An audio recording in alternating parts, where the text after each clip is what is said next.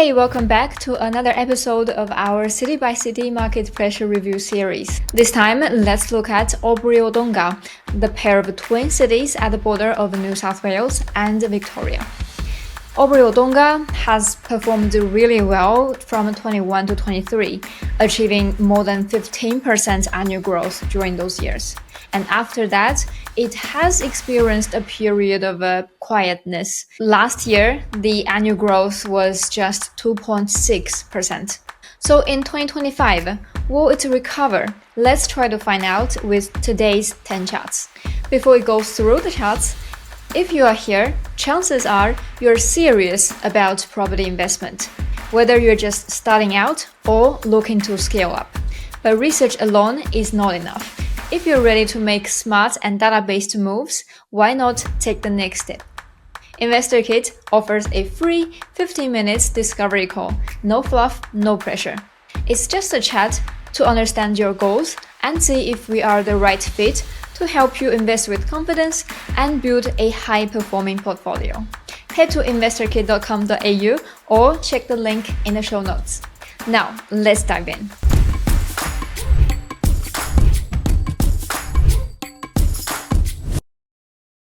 Chart 1 here is an overview of Albury-Wodonga's market performance.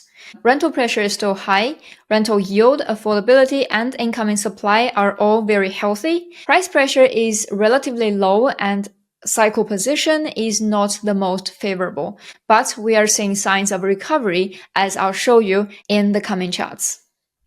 Chart 2 here is the migration trends and population growth trends over the past 7-8 years. Population growth is not the strongest across the country.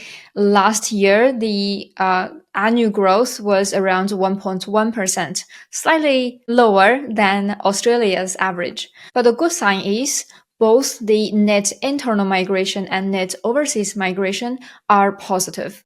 Usually, people move for mainly two things, except for family reasons. One is employment opportunities, and the other is housing affordability, or in general, living affordability.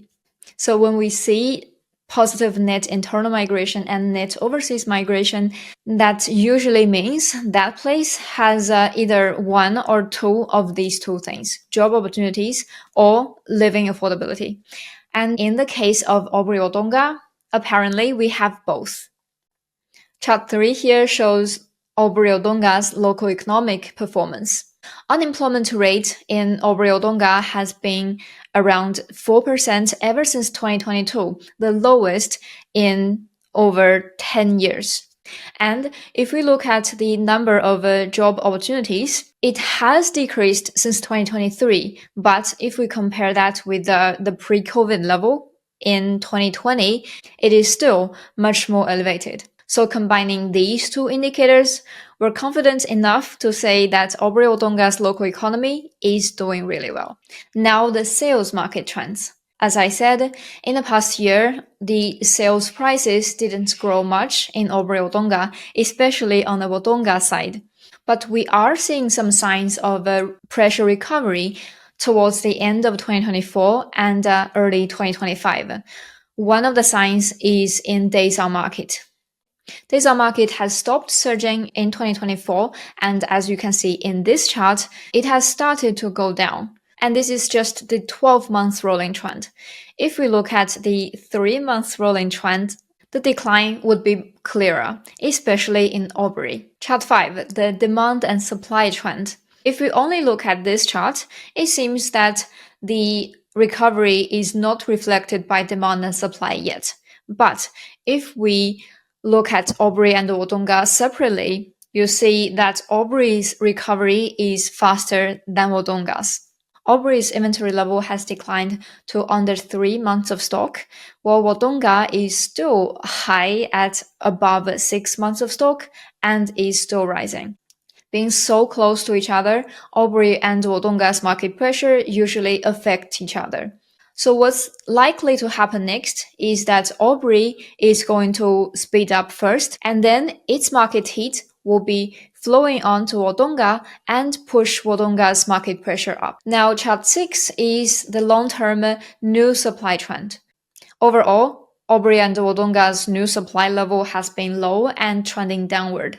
As of early 2025, we do not see a large amount of new development there. So that is a good sign of a low oversupply risk.